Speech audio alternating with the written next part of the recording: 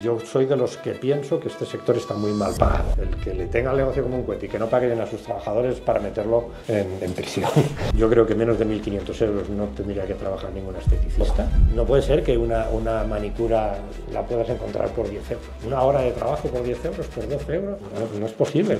Yo estoy apostando por un proyecto en el que si no estás satisfecho te devolvemos el dinero. Yo creo que lo que más, digamos, que valora el cliente es la calidez de la persona que lo atiende. Al final tú puedes tener un aroma wow, una máquina wow, un centro wow, pero si la persona que te atiende no tiene esa calidez o no tiene como ese amor por lo que hace, no va a tener magia el tratamiento. Para mí lo más importante y lo más difícil. Lo más importante es el equipo. Yo creo que si no tienes un equipo que te funcione y que sume y que todos vayamos con la misma idea y trabajemos en equipo, no vas a tener éxito. Pero por otro lado, lo más difícil es conseguir ese equipo. Yo cuando hago una entrevista y busco el equipo, no me fijo tanto en las capacidades de esa persona, sino en la... Bienvenidos al podcast de Cliver.com. Tenéis muchas ramas en el sector de la estética y trabajáis de una manera muy peculiar. ¿Por qué habéis decidido hacer las cosas como las habéis hecho? Pues supongo porque nos ha llevado el camino a ello. No hay una predisposición a hacerlas así. Hay un proyecto, pero nosotros somos una empresa que desde los orígenes hemos tocado muchos campos, ¿no? Venimos del sector del wellness, del mundo del wellness, del bienestar, de los hoteles de lujo, y eso te aporta una experiencia, ¿no? Venimos del mundo comercial, de la venta de productos, de la importación, y eso te aporta otra experiencia. Y luego llega un punto en que intentas diversificar o reinventar, que a veces hay momentos en los que te has de reinventar, y entonces eso te lleva a una idea de un proyecto, que luego la vas modificando y la vas moldeando a medida que la empiezas a poner en marcha, ¿no? Entonces yo creo que nos ha llevado un poco. En mi mente posiblemente lo que estaba en mi cabeza hace 3 años no es lo que hay ahora. Ahora ha cambiado, ¿vale? Yo tenía un concepto más de crear centros dentro del mundo wellness, con la idea de crear una franquicia. A día de hoy, en lo del mundo wellness creo que está, pero puede ser otro segundo proyecto. Lo de la franquicia lo estoy descartando porque creo que al final si tienes tus centros propios lo controlas tú eres la referencia y para bien o para mal las consecuencias son para ti, ¿no? Y cuando es una franquicia pierde la personalidad, pierde tu esencia, ¿no? Entonces no quiero perder eso. Claro. ¿Y qué pueden aprender los centros de estética de todo el mundo wellness y el lujo de los hoteles de 5 estrellas? Muchas cosas. Yo creo que el mundo del spa y el mundo del wellness y de los hoteles de lujo aportan excelencia. Yo soy un obsesionado de la excelencia. Luisa siempre dice, bueno, pero la excelencia, los detalles siempre hay que tenerlos, o sea, no hay que descuidarlos, ¿vale? Entonces, yo creo que el mundo del spa y del wellness, yo cuando en mis inicios recuerdo que parecía que lo que hacían en un hotel era algo diferente de lo que hacía un centro de estética, ¿no? Y en cierto modo era así, pero no quiere decir que no puedas trasladar el mundo wellness a un centro de estética. Quizás es más difícil trasladarlo de un centro de estética a un spa de lujo que no a la inversa. Tú a un spa de lujo y a un hotel de lujo seguramente no puedes llevar según qué tipo de equipamientos o de aparatología. En cambio, tú sí puedes llevar el concepto del wellness, del bienestar, de las sensaciones, de la experiencia, de la excelencia, de los detalles, del cuidado personal, del querer vivir una experiencia completa, ¿no? Y eso sí lo puedes trasladar a un centro de estética. ¿Qué detalles crean una experiencia perfecta en un centro de estética? Yo creo que hay muchos, pero muchos. Luisa, dile tú, tenemos muchos. Yo creo que intentamos poner muchos, desde la infusión y el detalle al finalizar, a los aromas al entrar. Sí, yo creo que digamos que la esencia, sobre todo de los centros de espacio, es eso. Los detalles que a veces haces un servicio de estética avanzada y piensas que solo pongo una máquina, pongo algo a trabajar solo, manos libres y me voy. Y realmente nosotros en nuestros centros no es así. Trabaja una máquina, pero también le aportamos al cliente sensaciones, olores, que un tratamiento, un facial, por ejemplo, comience como un ritual, que sea algo que no se espera, que no es parte de un protocolo habitual, pero que nosotros sí le vamos a dar. Y como dice Tony, pues los detalles, los aromas, la infusión, el que todo esté a temperatura acorde, la persona que trabaja, que se preocupe de cómo se siente el cliente, de la sensación que percibe cuando recibe el servicio, es muy importante. De todos estos detalles, ¿qué detalle en particular es el que la gente más se sorprende, que menos espera, que causa esta reacción de ¡ostras, qué es esto! Yo creo que lo que más, digamos que valora el cliente es la calidez de la persona que lo atiende. Al final tú puedes tener un aroma wow, una máquina wow, un centro wow, pero si la persona que te atiende no tiene esa calidez o no tiene como ese amor por lo que hace, que eso se percibe desde el momento que tocas a una persona, no va a tener magia el tratamiento. Y yo creo que al final el cliente cuando viene a un centro, sí se acuerda del centro que va a Espacio o a cualquier otro, pero se acuerda sobre todo desde la persona que lo atiende y la persona que le está dando el servicio. Yo creo que hay muchos, es decir, tú desde que, y por aquí han pasado muchas explicaciones de este tipo, desde los buenos días de la recepción del cliente y la personalización, al olor, a la música, cada uno con sus características, a la limpieza, a la higiene, a cómo está el centro, a los detalles al finalizar o al empezar o al acabar, pero como dice Luisa, ¿no? la empatía, el feeling, el contacto, que esa experiencia sea de plena relajación para el cliente. Y en concreto, cuando tú preguntabas eso del detalle, a mí lo primero que me ha venido a la cabeza, por ejemplo, es un detalle muy simple, pero que gusta mucho. Y a mí personalmente es de los detalles que me gusta cuando me voy a hacer un masaje. Que cuando acabe me den una toallita caliente con aceite esencial de lavanda para que me pueda retirar los excesos de aceite, por ejemplo. Es un detalle muy simple, ofreces una bandejita con 2 rollitos de toalla calientes, humedecidas, con aceite esencial de lavanda, de naranja dulce, de menta, lo que al cliente le hayas hecho de referencia al inicio cuando nosotros le presentamos los aceites, los huelen, ven que es el aroma que les apetece en ese momento y entonces eligen su propia esencia, ¿no? Personalizamos hasta eso. Pues bueno, personalizar también el final con esa toallita caliente que le permite retirarse. Y eso es un detalle que siempre gusta. ¿Cómo puedes entrenar al personal para que tenga esta empatía con el cliente? Yo creo que eso va muy acorde a la persona. Yo creo que eso, si no está, es difícil crearlo. Yo creo que en la selección del equipo es donde tienes que encontrar esa persona que encaje. Para mí, la mayor dificultad, para mí lo más importante y lo más difícil. Lo más importante es el equipo. Yo creo que si no tienes un equipo que te funcione y que sume y que todos vayamos con la misma idea y trabajemos en equipo, no vas a tener éxito. Pero por otro lado, lo más difícil es conseguir ese equipo. Y lo he visto en otros podcasts vuestros de que todos pasamos por ese problema, ¿no? El conseguir la persona en equipo. Yo cuando hago una entrevista y busco el equipo, no me fijo tanto en las capacidades de esa persona, sino en la actitud. O sea, para mí prevalece más las aptitudes que no, o sea, las actitudes que no las aptitudes, ¿no? O sea, puedes venir muy formado, ser un experto en muchas cosas, pero si tu actitud no es la correcta, no vas a encajar en el equipo. ¿Qué buscas en esa actitud, en esa primera entrevista? Busco fidelidad, esfuerzo, que me lo dé todo. Yo les digo, yo voy a sacar de ti no el 100%, el 200%. Pero eso no es, cuando pido el 200% no me refiero a que voy a aprovecharme, te voy a hacer trabajar más horas, te voy a pagar menos, te voy a explotar. No, al revés. Yo quiero el 200% de lo mejor que tú tienes, de tu esencia. ¿Qué es lo mejor tuyo? Pues eso lo quiero todo, te voy a sacar la sangre. Pero todo, o sea, yo le pido todo. Y eso es compromiso. Para mí eso es compromiso, lealtad, fidelidad, esfuerzo, voluntad, interés, motivación. Es que hay muchas cosas. Eso es lo que le pido al equipo. ¿Tú hace cuándo que entraste al equipo? 8 años. ¿Y te acuerdas cómo fue un poco el proceso de selección? Muy duro. ¿Sí? A ver, cuenta un poco cómo fue. Creo que el más duro. Lo puede contar, es una anécdota divertida además, o creo que bonita incluso. Bueno, realmente yo venía de 4 años trabajar en otro centro, bueno, en un spa de un hotel gran lujo.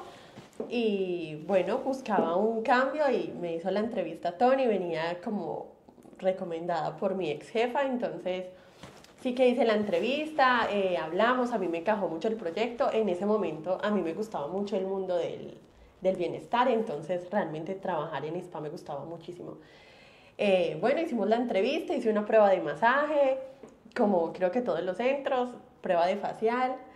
De hecho, me puntué muy alto, la verdad. Ahora creo que sería más modesta, pero me puntué, hice la prueba. Luego una de las frases de él fue, te puntuaste muy alto, no era para tanto. Pero se me había acabado el repertorio, pero bueno. Bueno, al final pasé los filtros, pasé todo y comencé a trabajar con él. Bueno, comenzamos a trabajar. Realmente yo al principio... No, pero te olvidas de lo más importante. Espera, sí. Íbamos a comenzar a trabajar juntos y yo pues iba con la idea de ser terapeuta únicamente. Pero me propuso, pues hace 8 años, ser coordinadora de tarde del Juan Carlos I. Claramente era mucho más joven, eso era un reto para mí porque eran personas mucho mayores que yo, personas que llevaban a lo mejor 20 años en el spa, y llegar una chica de no sé cuántos años tenía en ese momento, 22 años, a mandar a una persona de 40 a decirle cómo se iba a hacer un protocolo, que iba a hacer muchísimos cambios. Sí fue retador, la verdad, fue un poquito difícil, pero todo el mundo lo aceptó muy bien. Creo que fue parte como de la evolución que tuve. Al final también era prueba y error, obviamente es un proceso y no naces aprendido, entonces fue un poquito difícil, pero creo que lo hizo bastante bien. Bueno, la anécdota, que ya nos la ha explicado, Sí. que ha sido muy discreta, la anécdota fue que en la entrevista yo le dije, mira, tu perfil para mí no es el de terapeuta. Yo detecté que había una esencia en ella, dije, creo que es una persona de donde viene y de sus formas, creo que encajas en un perfil más alto, te propongo lo siguiente. Quiero que seas nuestra spa manager, nuestra coordinadora, con un proyecto de futuro, para que acabe siendo nuestra spa manager. Pero me lo has de decir ahora. Te dejo 3 minutos para que te lo pienses, porque el reto es el siguiente, o eliges ser spa manager o no entras. ¿Vale? Porque entonces yo le dije, y piensa, el reto es mayor, es decir, si entras como posible futura spa manager, piensa que el día que, si no funciona como spa manager, no te podrás quedar como terapeuta, porque no puedes ser una persona que está en una posición de organización, luego colocarla nuevamente como un terapeuta más. Entonces le dije, tienes 3 minutos para pensártelo, salí, no le di ni 3 minutos, a los 2 minutos entré, le dije, necesito una respuesta ya, y la respuesta fue, bueno, aquí la tenéis, la respuesta, sí. claro. Y para propietarias que igual estaban en esa misma posición que tú estabas al principio, de quizás ser la más joven del centro, ¿cómo recomiendas llevar esas dinámicas de tener que ser la manager siendo la más joven del equipo? Pues yo creo que el ejemplo, al final no es la edad, o sea, la edad no define qué tanto conocimiento tienes. Al final una persona súper joven puede enseñarle muchísimas cosas a una persona que lleva 20 años, porque todo evoluciona, todo cambia. Al final estamos en la era, ¿no?, del cambio de todo esto, y yo creo que sobre todo el mostrar el ejemplo. Claro, tú no puedes llegar a decir, no, esto se va a hacer así, así, así, cuando una persona lleva 20 años, 25 años haciendo un mismo protocolo, sino que le tienes que mostrar que tu cambio es para positivo, que es para mejorar, que el cliente lo va a valorar en positivo, que es mejorar un servicio. Entonces yo creo que si lo muestras un poquito con empatía, poniéndote en su lugar, no es fácil un cambio, no es fácil que venga una persona joven y te diga cómo hacer tu trabajo de 20 años, pero si lo muestras con empatía, con amor y mostrándole que es para positivo, que es para un bien común, yo creo que todo el mundo lo recibe muy bien. Y cuando entraste, ¿qué protocolos vistes claro que se tenían que cambiar? Bueno, yo creo que al final cuando llevas mucho tiempo en un centro o en el gremio, te haces un poco más, no sé cómo decirlo sin que suene más mal, como más campechano, ¿no? Al final si te atiendes siempre a un mismo cliente, es como que piensas que es parte de tu familia. Claro. Y sí, tienes que tener la cercanía como si fuese parte de tu familia, pero tienes que tener también el buen hacer, el siempre educada, siempre el mismo protocolo, no saltarte ningún detalle, porque al final es un cliente y siempre va a querer, si no ese servicio, uno mejor. Entonces, sobre todo, no olvidarte de estas cosas. Aunque aunque lleves mucho tiempo trabajando en lo mismo. Nosotros hablamos con una propietaria de un centro hace poco que nos dijo que le costaba mucho encontrar personal porque la gente no estaba dispuesta a trabajar tardes, fines de semana. Y os quería preguntar, que habéis visto personal tanto del sector estética puro como el sector de wellness, hoteles de lujo, ¿cómo es este personal? ¿Tú crees que de verdad hay poca disposición a trabajar y faltan ganas por parte del personal o es más de las condiciones que ofrece el empresario? Yo creo que pueden ser las dos cosas. Por un lado, y a veces el desconocimiento por parte de la persona que va a la oferta de trabajo. Tú tienes que saber si vas a trabajar en el sector de la hostelería y del lujo y del hotel, que vas a tener que trabajar fines de semana y que la temporada alta seguramente será el verano. Por lo tanto, tienes que estar consciente de que vas a tener que trabajar fines de semana, tendrás tus periodos de descanso porque eso lo marca la ley, pero vas a tener que trabajar fines de semana, vas a tener que trabajar en la época altas de la empresa. Por lo tanto, no puedes pretender querer vacaciones en agosto si vas a trabajar en un hotel de la costa. No puedes pretender librar los fines de semana en un hotel de lujo en Barcelona. Esto es de sentido común. Entonces, quizás a veces uno se presenta a las ofertas pensando que va a tener unas ventajas o unas situaciones distintas. Si tú vas a trabajar en un centro de estética convencional, del tipo que sea, mayor, más grande, más pequeño, sabes que vas a trabajar de martes a sábado. No puedes pretender no trabajar los sábados, porque no siendo que sea un centro muy grande y que permita hacer turnos de personal, vas a tener que trabajar sábados. Entonces yo creo que hay un poco de inconsciencia por parte de la profesional que va, que no, quizás es muy joven, no tiene experiencia y viene con esa idea. Entonces te encuentras la gente joven que no tiene muy bien cómo es el funcionamiento del sector y la gente ya más mayor con más experiencia que viene un poco de vuelta y que lo que quiere es tener más tiempo para ella, más tiempo para la familia, más vida propia. Y entonces te encuentras con las dos situaciones. La persona que tiene a veces más experiencia te dice, bueno, pero es que yo quiero dedicar el fin de semana para mi familia, por lo tanto quiero los sábados libres. Entonces, esa es una de las, yo creo, de las más grandes dificultades que tenemos al encontrar el personal. Ahora, es cierto que luego también yo soy de los que pienso que este sector está muy mal pagado. Y lo sabe todo mi equipo y os lo digo. A mí muchas veces me da pena que no podamos llegar a pagar más, ¿vale? Si tu negocio va como un cohete, el que le tenga el negocio como un cohete y que no pague bien a sus trabajadores para meterlo en prisión, en el juzgado de guardia, ¿vale? Porque al final dependes de tu equipo. Entonces, si tú tienes un equipo que está satisfecho, que se siente cómodo y está bien retribuido económicamente y puedes pagarle económicamente, adelante. Lo que pasa es que este sector peca de muchas cosas, ¿vale?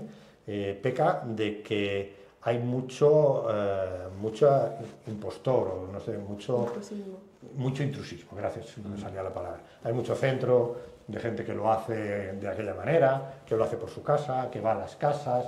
Entonces, entramos en unas guerras de precios que o te posicionas en cierto nivel del sector y eso está limitado a un número muy concreto o muy pequeño de centros, o la gran mayoría, los que estamos, yo pienso que nosotros somos de los que estamos ahí en el medio, tienes que siempre justificar y demostrar, ¿no? Y juegas en desventaja con ese intrusismo. Entonces, al jugar en desventaja tienes que ser competitivo y para ser competitivo posiblemente la facturación no va acorde a lo que te gustaría y que te permitiría pagar más, ¿no? Entonces, yo siempre lo digo, yo creo que este es un sector que está mal pagado y si me habláis de cifras os diría, yo creo que menos de 1.500 euros no tendría que trabajar ningún esteticista y el sector, por desgracia, paga mucho menos, ¿vale? Entonces, yo creo que ese es el objetivo, por lo menos el mío personal, es que no gane nadie menos de 1.500 euros, ¿vale? Dentro del equipo. Es un objetivo que estamos muy cerca, pero todavía no lo tenemos al 100%. Pero creo que ese es el objetivo, que luego ya me da igual que lo digas con un fijo, un variable, que hayan incentivos, premios, cómo consigas llegar a esa cifra es otra cosa, ¿no? Pero yo creo que este sector está mal pagado y tendría que estar mínimo estar ahí. Claro. No puede ser que en este país, y perdón, ahora me meto en política y no debería, pero no puede ser que una persona tenga que vivir con 1.100 euros. ¿Dónde? ¿En Barcelona? ¿Con qué? ¿Cómo paga alquiler, comida, vida, cine? Todo el mundo tenemos derecho. O sea, dirías que deberían subir el sueldo mínimo. Diría que se debería cobrar más por los servicios de la estética. Yo creo que el mundo de la estética, repito, excepto aquellos centros que ya tienen, son un referente, tienen una marca consolidada, están bien posicionados, han hecho un trabajo muy bueno durante muchos años y se han conseguido llegar a poder cobrar por una higiene 150 euros, por ejemplo, ¿vale? Esto no lo es tú en el sector, en la mayoría de los centros. Entonces no puede ser que una higiene la encuentres en el sector desde 48 a 80 y que tengas en una misma calle 4 centros cada uno con un precio distinto. El sector tendría que, y ahí tendría que entrar, hay sectores que están regulados. El sector del mecánico, de los coches, hablábamos antes de los coches, está regulado. La hora de mecánico tiene un precio, la hora de un lampista tiene un precio. Tú pides un cerrajero y tiene un precio su hora de trabajo. Entonces en este sector aquí cada uno va como le va bien. Si puedo cobrar menos para fastidiar al de al lado o para ser más competitivo, o si puedo cobrar más porque no tengo nadie de competencia alrededor, Entonces yo creo que hay que dar un buen servicio, que hay que ser honesto, que hay que poner en valor el trabajo de la profesional. Y al final es un negocio. Yo tengo los centros como un negocio, el cual lo llevo a la pasión porque en el sector llevo ya 20 y pico años, ¿no? Pero hay que ponerlo en valor, entonces tiene que haber unos mínimos. Es imposible que tú le pagues a una trabajadora 1.500 euros y cobras 45 por una higiene. Imposible. O sea, ¿tú crees que los centros que están cobrando... O sea, ¿a qué te refieres con eso? Me refiero a que el precio de los servicios hay que ponerlo en valor. No podemos tener...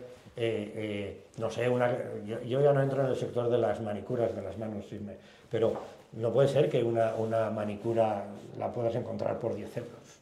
Una hora de trabajo por 10 euros, por 12 euros. No es posible. No es posible. Si tú pagas un alquiler, pagas tus impuestos, pagas la seguridad social, pagas el seguro de tu trabajo, del negocio, la luz, el agua, el teléfono, todo, ¿verdad? La hora no la puedes estar cobrando a 45 euros. Está desfasado. Hay un desfase entre el coste real de la hora de trabajo a lo que se cobra al público al final. En el sector, en la inmensa mayoría del sector. Entonces, si eso mejorara, si hubiera una forma de, no sé, no un monopolio donde diga el precio tiene que ser esto, pero sí un precio de referencia mínimo, que dijera, chicos, los centros de estética del país, una higiene tiene que estar una hora de trabajo o una higiene contando unos costes de producto X, que cada día el producto cuesta más, tiene que estar a partir de este precio. La gente no encontraría una guerra de precios. Claro, pero yo creo que ahí también hay que tener cuidado porque ahí estamos jugando a entrar en el mercado libre con regulaciones, rompiendo la naturaleza del balance entre demanda y supply and demand, ¿no? Entonces, ¿cómo se podría hacer eso de una manera sin romper el libre comercio? Porque tú imagínate que, por ejemplo, yo encuentro un método de tener la... Mira, imagínate que vamos a poner un tratamiento de 100 euros, ¿vale? Yo tengo un tratamiento de 100 euros, los centros normales les cuesta 50 captar el cliente y vamos a poner 50 el personal, ¿vale? Si, por ejemplo, yo optimizo mis sistemas y digo, vale, ahora me cuesta 20 captar el cliente y 50 el personal, entonces, para en la primera sesión ganar el mismo dinero que el centro que he dicho previamente, puedo poner el precio a 70 euros.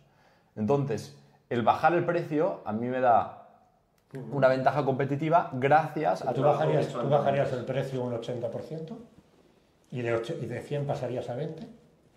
Depende de cuánto ganes al final, ¿no? Yo creo que es un tema... Yo creo que no, tú lo has dicho muy bien. De 100 bajaría a 70, un 30%. Claro. Esto tiene un sentido. Yo puedo hacer campañas de promoción donde pueda bajar mi precio un 20, un 30, si me apuras hasta un 40. Y puntualmente, no sé, en el día del no sé qué, el 50%, ¿vale? Pero una cosa muy concreta, con un servicio específico, lo mismo que hay los descuentos en la época de las tiendas de ropa que hacen el descuento, ¿vale? Pero eso es una cosa puntual, y otra cosa es que el sector se mueva en unos lindes de precios que no son, en la realidad, no permiten cubrir unos costes mínimos de una infraestructura. Y eso lo provoca el intrusismo, lo provoca yo creo la falta de profesionalidad de algunos centros, ¿vale? O de algunas profesionales que ni siquiera tienen centro, y para evitar ese monopolio que tú dices, para evitar eso que sea un precio que esté establecido, es sencillamente un precio que sea sugerencia, es decir, existen estructuras, como sean los gremios, los convenios, los sectores, que pueden establecer lo mismo que se establece un salario mínimo. El salario mínimo es no te dicen el máximo, te dicen el mínimo. Yo no te digo, no le puedes pagar más de 1.320 euros a un trabajador. No, te digo, como mínimo le tienes que pagar 1.320. Y a partir de ahí puedes pagarle 3.000 si quieres, si te es productivo. Entonces, tendría que haber, a mi modo de ver, un punto de decir, a partir de aquí lo que quieras. Por debajo de aquí no te lo recomiendo, claro, siempre habrá que lo haga. Pero sería una pauta, una guía, que incluso a la que empieza le permitiera, porque muchas veces empiezan y el miedo, en uno de los podcasts de hablar, Elizabeth Álvarez hablaba del miedo, y me parece muy real. O sea, el miedo a hacer cosas te cierra. Entonces, es que si pongo este precio no me va a venir nadie. Pero si, claro, tienes miedo porque sabes que hay otros que lo tienen más barato. Si tú supieras que nadie lo tiene por debajo de ese lindal, no tendrías miedo. Si sabes que el precio más bajo del sector, no sé, me lo invento, son 55 euros la hora, sabes que de ahí para arriba, al final un precio sugerente, ¿no? Una guía. Porque hay centros que venden, como tú has dicho, manicuras por 10 euros y hay otros centros que venden manicuras por 100 euros. ¿Qué crees que es la diferencia? ¿Qué te permite cobrar 100 euros por una manicura como siendo un centro de estética? La experiencia que recibe el cliente. Y ahí está lo que hablábamos antes, los detalles, la experiencia, la empatía, el trato, el centro, el servicio y el producto.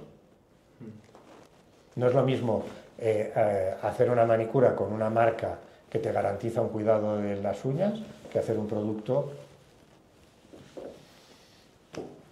que no sé lo que puede hacer. No sé. Si tú pudieses, ¿abrirías los domingos? Si me planteas eso como horario comercial y de negocio, sí. Si me lo planteas como trabajador, te diría sí, organizando bien y creando turnos de trabajo. Porque ¿crees que los centros de estética ganarían mucho más dinero si pudieran abrir los domingos? Depende de la ubicación. Creo que es un sector que está muy... depende de lo que ofrezcas. Es decir, creo que es un sector que está muy profesionalizado, muy dirigido. Entonces, nosotros no vendemos helados para estar en las Ramblas vendiendo helados a turistas. Entonces, posiblemente no voy a tener muchos clientes un domingo que vengan a hacerse una higiene facial, porque los turistas no vienen a hacerse, por lo general, higienes faciales, ¿no? Pero si estoy en un hotel, sí que voy a tener que hacer un masaje un domingo. Entonces, si me hablas de horario comercial, abrir los domingos, depende de dónde esté y dónde dirija mi negocio. Si me hablas de un centro de estética más convencional, te diría que posiblemente no es necesario. ¿Qué creéis que puede hacer un centro hoy mismo que igual tenga estos precios a 45 y diga, vale, me ha convencido el argumento, vamos a intentar poner los precios a 100? ¿Qué cosas podría aplicar esta misma tarde? Pues yo creo que lo que tendría que hacer es, que seguramente lo hace, es que además creo que ya seguramente lo hace. O sea, seguramente esa persona intenta dar el mejor servicio, intenta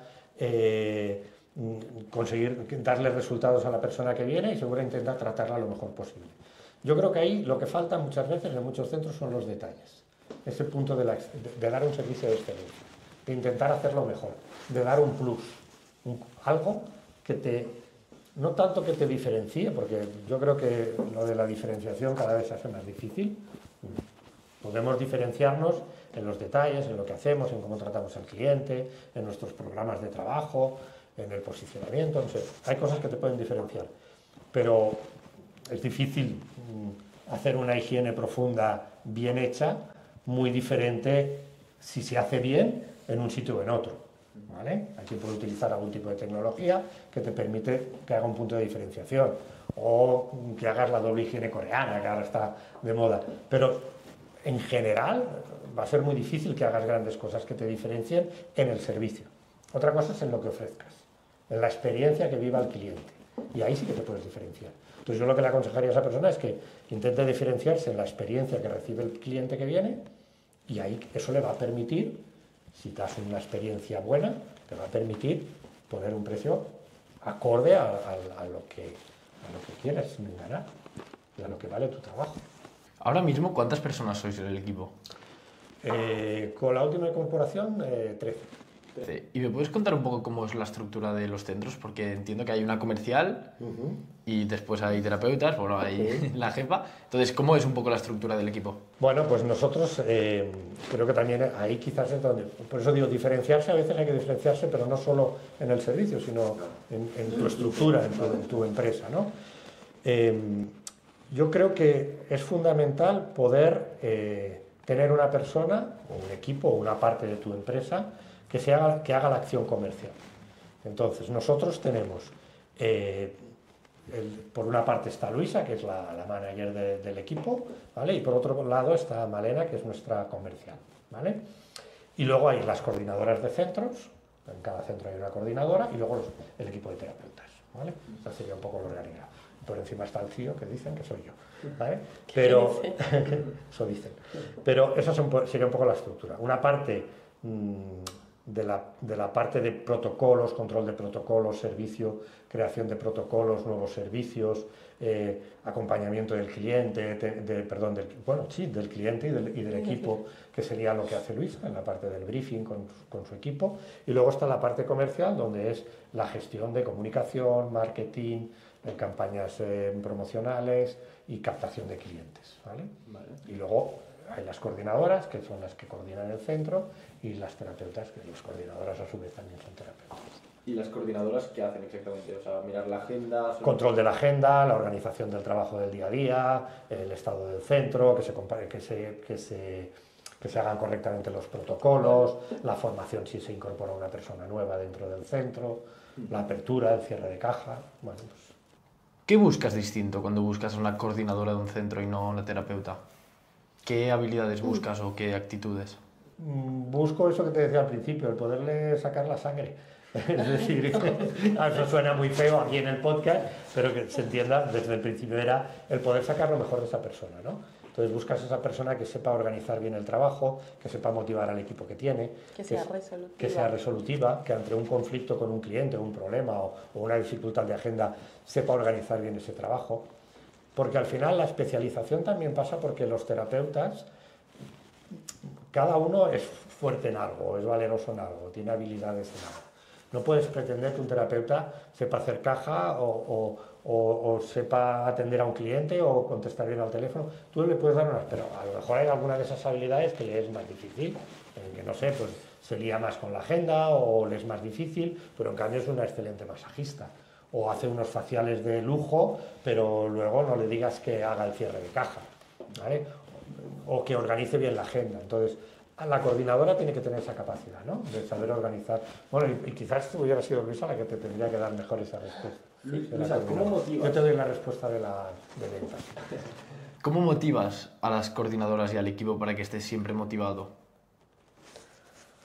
Difícil la pregunta. Es que... Con amor.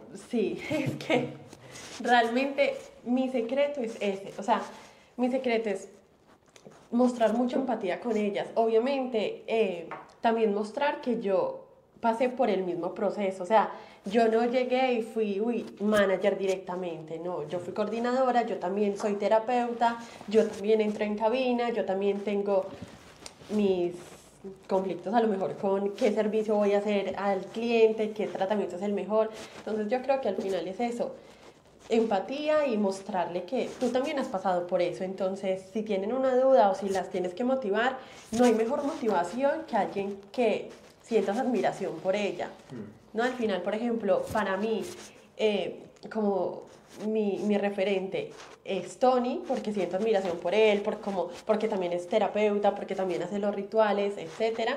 Y intento ser para el equipo de coordinadoras de terapeutas inspiraciones de cómo trabajo, cómo me comunico con el cliente, cómo fidelizo al cliente, digamos que esa fidelidad que muestro con el cliente y el cliente conmigo. Al final, hacer que un cliente sienta que necesita su momento de cada semana contigo, es un trabajo. Entonces, enseñarles a ellas a que logren eso con el cliente es inspirarlas, es mostrarles que se puede y que mejor que con tu ejemplo. Ayudarles a encontrar la solución. Sí. Al final, yo creo que si tú le exiges mucho a una persona, pero tú no le muestras que lo puedes hacer, ¿qué le vas a exigir? Si tú le muestras cómo se hace un buen trabajo, al final dicen, bueno, si ella lo hace, yo ¿por qué no puedo? Tengo las mismas capacidades.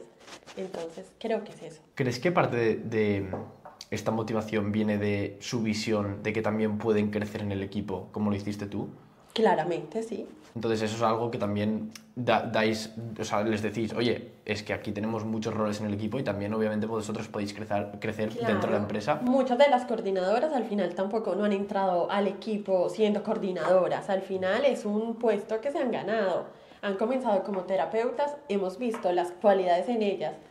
De lo que decíamos antes, de que son resolutivas, de que tienen mucha pasión por su trabajo, de que siempre buscan ideas nuevas para mejorar los servicios.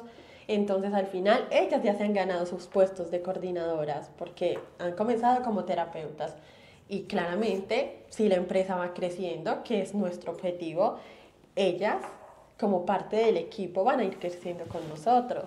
Al final lo que dice Tony es muy importante y yo creo que a veces no se le da el valor suficiente. Al final los centros grandes no serían esos centros grandes si no fuesen por el equipo. Claro. Porque al final el cliente, bueno, sí, puede ir al centro porque es el de moda, pero va una vez porque es el de moda. Si vuelve una segunda o una tercera vez es porque la atendió Ana, Marta, Laura y porque empatizó con ella, porque le gustó el servicio, porque fue cálida, fue cariñosa, porque le preguntó cómo estaba, porque se interesó que era su boda la semana siguiente. Entonces al final el equipo para mí es la base del éxito de un centro. Una pregunta que yo creo que va muy bien para entender un poco cómo funciona la estructura de toda la empresa es desde la perspectiva de, vale, ¿cuál es el pilar de la empresa que si yo derrumbo cae todo el edificio? ¿Cuál es el talón de Aquiles de la empresa? ¿Cuál es el punto más importante que si un enemigo quiere venir a destrozar la empresa, cuál es el punto que soporta a toda la empresa? Yo creo que no hay un único, ahí te tengo que llevar un poco a la contraria, no creo que haya un único punto, porque para nosotros ha sido una evolución, es decir, nosotros empezamos teniendo un centro y ese centro evolucionó y luego abrimos un segundo y luego abrimos un tercero y así.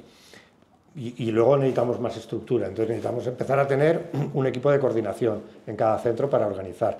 Y ahí luego hacía falta la figura de esa persona que organizara a las coordinadoras. Y a partir de ahí fue cuando dijimos, bueno, pero esto hay que nutrirlo, no podemos... los clientes no vienen, sí que vienen por sí solos, por el boca a boca, por la empatía, porque han probado, porque les han dicho, pero al final hay que tomar acción. Entonces, para tomar acción necesitas ir a buscar al cliente. Y para buscar al cliente entras en la agencia de marketing, la comunicación, las redes sociales, las campañas en Meta, y para eso necesitas crear una nueva estructura. Y para eso fue donde nosotros dijimos, hay que poner un equipo comercial, hay que implantar el sistema del equipo comercial dentro de la empresa y ahí es donde entró la otra persona que lleva el equipo, que es Malena, que lleva la parte comercial, ¿no? Y todos son muy importantes, es decir, Malena nos nutre de clientes nuevos, pero el equipo hace que esos clientes se mantengan y los fidelice y se queden. Y el éxito está ahí, en el equipo, ¿no? Por eso para mí es tan importante el equipo, porque si tú traes clientes, pero el servicio luego es nefasto, el cliente no vuelve. Y encima vas a tener la parte negativa, que vas a tener la crítica y la mala fama y te vas a crear las malas opiniones. Entonces, nosotros por fortuna no, pues no hemos ganado, hay que decirlo, no tenemos malas opiniones. Nuestras opiniones en un 99% siempre son positivas. Entonces, al final es esto, lo que decía también antes, la profesionalidad no pasa solo por hacer bien tu trabajo, sino por hacer bien tu trabajo, por intentar conseguir las metas del cliente, por satisfacer sus expectativas, conocer cuáles son sus expectativas, que a veces no vas a conseguir el resultado al 100%, pero yo una de las cosas cuando hacemos campaña que les pregunto a las coordinadoras, le digo, ¿qué tal la campaña? ¿Cómo está funcionando? ¿Cómo van los clientes que están viniendo de campaña? Bien, bien. Claro, a la tercera sesión no puedo preguntarle qué resultados tienen, pero sí le puedo preguntar, ¿la clienta viene feliz? y se va feliz. Y eso es lo fundamental, porque su expectativa será reducir 3 centímetros, 2 tallas de pantalón, no lo sé, ¿vale? O mejorar su acné. Pero si en el camino el cliente entra feliz y se va feliz, a ese cliente lo vas a hacer. Porque al final conseguirá en lugar de 2 tallas 1,5. O 2,5, y se irá todavía más feliz. O reducirá sus manchas en un 80%, no en el 100%, que ya quería que se le fueran del todo. Pero si has conseguido el 80% de su expectativa y encima el camino para llegar ahí ha sido positivo, la experiencia ha sido buena, ha habido un control del tratamiento, en el programa me han atendido, me han hecho un biodiagnóstico primero, nosotros hacemos diagnóstico con un equipo que hace un análisis de bioimpedancia de los tejidos, nos dice en qué punto está, hay un control después de cómo sigue los resultados. Si tú vas haciendo todo un camino con ese cliente, a lo largo de sus 10, 12, 14 sesiones, el cliente al final es feliz. Y luego entra la otra parte, hay que hacer acciones de famosa venta cruzada, ¿no? Ha venido por corporal, pero tengo que motivarla para que pruebe un facial, o ha venido por un facial y la he de motivar. Entonces, si la ayudas en el camino a que te conozca, yo siempre digo, lo que necesitamos es que nos conozcan, es que nos prueben, porque cuando nos prueban y nos conocen, no se van, porque encuentran todo eso que pueden encontrar en otros muchos centros, obviamente, pero además lo encuentran y se sienten cómodas y se sienten a gusto. Entonces, ese es el trabajo, ¿no? de fidelizar y de conseguir que el cliente... Entonces, importante la parte comercial, sí, porque es de donde nos nutrimos. Si la parte comercial podríamos sobrevivir, sí, ha sido así. ¿Podríamos crecer más deprisa o al ritmo que estamos creciendo? No. No, nosotros hemos tenido un crecimiento el año pasado del orden de un 18% y en lo que llevamos, no, más, de un 22%, y en lo que llevamos del año llevamos un crecimiento de un 21 o 22 también. Claro, son crecimientos muy potentes, pero ¿de dónde vienen? De esas acciones comerciales, de esas campañas, que el equipo comercial nos nutre de eso. Luego eso hay que consolidarlo, porque si no... se entraría y saldría. Nosotros siempre hablamos que solo hay dos maneras de crecer un centro de estética. La primera es captando clientes nuevos, la segunda es haciendo que cada cliente que tengas te pague más. Entonces, captando, fidelizando. Yo te quería hacer una pregunta. Si el mes que viene, el día 1, te hago una transferencia de 10.000 euros en tu negocio, pero lo tienes que invertir en un sitio que sabes que vas a sacar la mayor rentabilidad, ¿dónde invertirías esos 10.000 euros? En comunicación. Comunicación, ¿a qué te refieres con eso? En campañas de marketing, no sé exactamente en qué, ¿vale? Pero creo que en comunicación. Creo que, por ejemplo, en redes. Intentaría contactar con alguien que me pudiera aportar el crecimiento en redes y creación de marca. Es decir, dar a conocer la marca a través de las redes. Yo creo que invertiría ahí el dinero. ¿Crees que el centro de estética con el mejor marketing es el centro de estética que acaba ganando? Es el que va a captar o el que va a tener más clientes, pero lo mismo que los trae los puede perder. ¿Y qué define un centro con el mejor marketing para ti? Vuelvo a pensar que yo no soy de una sola cosa, yo soy de muchas cosas, ¿vale? Entonces, creo que hay muchos factores. Tener unas buenas redes sociales, tener una buena web, tener un lugar donde el cliente te pueda visualizar sin necesidad de acudir, donde vea quién eres, que sepa, que se haga una idea de quién eres. Y eso lo puedes hacer a través de un Instagram, a través de una web. Yo creo que ahora hay un camino a seguir, que es el tema del TikTok. Yo creo que es otra red social que hay que trabajar y es una de las ideas que también tenemos de empezar a trabajar por ahí. Y en nuestro caso, que somos una empresa impersonal, porque yo creo que es la primera vez que me pongo ante la imagen pública del negocio, ¿vale? Hasta ahora siempre he estado ahí como oculto. Para mí el equipo es la cara visible de la empresa. Pues bueno, pues es más difícil, ¿no? Entonces has de buscar cosas que te ayuden a dar a conocer tu negocio, tu marca, tu centro, tus habilidades, tus cualidades, tus resultados. Y yo creo que lo enfocaría ahí. ¿Cuál es un centro que dices, wow, me gusta mucho cómo lo están haciendo en redes ahora mismo y te inspira? Yo me inspiro de muchos centros. Podría hablar de muchos, no sé. Yo, por ejemplo, si me preguntas cuáles centros de referencia para mí, A mí, por ejemplo, Carmen Navarro en Madrid me parece que es un centro, pero no solo por lo que haga, sino por su trayectoria profesional. ¿Vale? Yo la conozco también personalmente, hemos tenido ocasión de trabajar con ellos y me parece que su trayectoria profesional es para quitarse el sombrero. ¿Vale?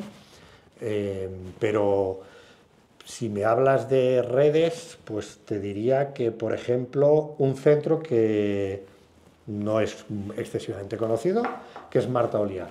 Marta Oliar es un centro que está en Sabadell y creo que lo hace muy bien. Si me hablas de centros conocidos y quieres que te digan centros de referencia conocidos, te diría que, por ejemplo, Blauseldona trabaja muy bien el tema de redes y de comunicación. Creo que eso ellas lo hacen muy bien. Pero cuando te pongo un ejemplo y otro, te pongo Marta Oliar es un centro muy bien, con un buen equipo de trabajo, pero no es un Blauseldona con 4 centros, con ese fuerza o ese músculo, ¿no? Pero para mí creo que lo hacen muy bien ambas. Desde la perspectiva de subir los precios, llegar a esos 100 euros por hora, ¿el marketing es el pilar más importante, digamos? La visión que tiene un cliente de cara, o sea, desde fuera al centro de estética, para poder poner esos precios. Vuelvo a decirte lo mismo, no soy de una cosa única. Creo que puede ser, claro, creo que puede ser lo que le atraiga, ¿no? Lo que le llame la atención y lo que le capte el interés por ir ahí. Entonces, sí, el marketing, si tú no trabajas bien el marketing y la comunicación, difícilmente podrás decir, lo mío vale 100 euros. Claro. ¿Vale? Tú puedes decir, lo mío vale 100 euros o vale 200 euros, pero lo tienes que acompañar de algo, de una imagen. Lo tienen que ver. Claro. ¿Vale? Luego lo has de justificar, ¿vale? Pero eso es otro tema. De aquí 10 años, ¿cómo se ve el negocio? Pues como te he dicho, ya he cambiado un poco algunas de mis pensamientos. Me gustaría verme, de aquí 10 años, bueno, yo creo que un poco antes, pero me gustaría verme con un centro en Barcelona, bien posicionado, en el centro de Barcelona, en una mejor ubicación que la que tenemos ahora. Estamos muy bien ubicados, con Seidesen, con Casanova, pero me gustaría estar en una ubicación más céntrica todavía y con un centro grande. Solo uno. No, con los que tengo, este sería vale. el siguiente. Otro más. Sí. Que puede ser este como un punto de referencia, que fuera un poco la imagen de lo que queremos crear y que fuera este centro en Barcelona, que fuera un centro más grande, con más cabinas y que te permitiera trabajar mejor. Y luego, en alguna otra zona de Barcelona que tiene mucho potencial, yo creo que también soy de barrios, ¿vale? Entonces creo que hay barrios de Barcelona que tienen mucho potencial y que no hace falta tener un centro de 200 euros el servicio. Claro. ¿Vale? Claro. ¿Y qué potencial veis? Pero más allá de 6 centros ya no me veo, ¿eh? Pues porque creo que al final tienes que hacer tu negocio a tu medida y a tus capacidades. Entonces, en el momento que se te escapa de las manos tu negocio y que tú no lo controlas, pierde la esencia, pierde tu personalidad. ¿Y tú crees que esto, cuando hablas de escaparse de las manos, es un tema de ubicaciones físicas o de clientes que pasan por el centro, de cabinas, de trabajadores? No, de la capacidad mía de poderlo gestionar. Vale. Hablo de mí, de mi capacidad para poder gestionar algo más grande. Sí. Soy un humano muy humano, que cometo muchos errores. Entonces, claro, al final, yo a lo largo de este camino, una de las cosas que he intentado hacer siempre es rodearme de gente que sepa más que yo en según qué áreas, y luego en gente joven. Yo tengo una apuesta férrima yo creo que los ninis no existen, y vosotros sois un ejemplo de ello, ¿vale? O sea, la gente joven para mí sois el futuro, el potencial, en todos los sectores, en la comunicación, en el marketing, en el de las ventas, en la tecnología, en lo que tú quieras, ¿vale? Yo cada vez encuentro más gente joven que yo los comparo conmigo a su edad y digo, ¡buah! Este chaval es 3 veces yo cuando tenía 20. O sea, yo creo que sí, es verdad, así lo pienso, ¿eh? Entonces yo creo que ahí está el potencial, en la gente joven. Y en el sector, en general, ¿Qué oportunidades van a haber saliendo en estos próximos 5 años? Yo he oído mucho, y en otros compañeros de la profesión, en buscar fuera las cosas que puedan venir, ¿no? Claro. Creo que sí, que eso es una fórmula, pero yo todavía soy de los de la vieja escuela, de los que pienso que hay que hacer las cosas bien hechas. Haciendo las cosas bien hechas, hagas lo que hagas, da igual que hagas una manicura o que hagas un láser, ¿vale? Lo que hagas, hazlo bien, no engañes al cliente, garantízale los resultados. Yo estoy apostando por un proyecto en el que si no estás satisfecho te devolvemos el dinero, ¿vale? Yo creo que en el sector a veces te encuentras en la obligación de hacerlo, pero no es voluntario, sino que te encuentras un cliente y dices, antes de que me cree más conflicto, le devuelvo el dinero y se acaba el problema, pero tú eso no lo vendes, tú no vas por delante con esa idea. Claro. Entonces yo creo que es otra forma de hacerte distinto, ¿no? Es decir, bueno, yo te voy a garantizar unos resultados, siempre y cuando tú me acompañes en ese camino, ¿vale? Pero te voy a garantizar unos resultados. Y si no los conseguimos, te devuelvo el dinero. ¿Ahora mismo estás haciendo eso? Ahora mismo lo hemos puesto sobre el papel. Quiere decir que un cliente que firma un programa con nosotros lo tiene por escrito. ¿Y hay muchas devoluciones? No hay ninguna. ¿Y hay muchas más ventas que antes? Tampoco. Te sorprende la respuesta. No, porque ya en cierto modo, ya lo haces bien. Es decir, no hacía falta ponerlo en un papel. Pero si eso sirve como una garantía de confianza... ¿por Pero qué al no? final, si la clienta duda en coger un bono y tú le dices, si no vas a notar resultados, yo te voy a devolver el dinero, el cliente dice, es que creen mucho en lo que me van a hacer. Claro. Es una garantía Entonces no dudan. del servicio. Al final, yo aquí sí voy a meter un poco. Yo creo que el éxito también un poco de los bonos o los servicios que vendes es creer en el servicio, pero también tener ese margen de cambiar. O sea, tú, por ejemplo, si vendes un bono, antes se hacía mucho de vendo 5 sesiones de radiofrecuencia, 5 sesiones de lipoláser. Perdón. Cuando tú vendes, por ejemplo, un bono más abierto o tú le vendes a la cliente un resultado y le dices, yo voy a dar en valor más el resultado que tú vas a obtener antes que la aparatología que te voy a dar o el servicio que te voy a dar, eso le da mucha confianza a la clienta. Entonces, parte, digamos que de nuestro éxito, parte de que la clienta confíe tanto en nosotros es que realmente la clienta puede pagar un servicio, pero si nosotros en el camino o en la evolución de su tratamiento vemos que otro servicio le va a ir mejor, otro tratamiento se lo vamos a cambiar y no le vamos a cobrar nada. Claro.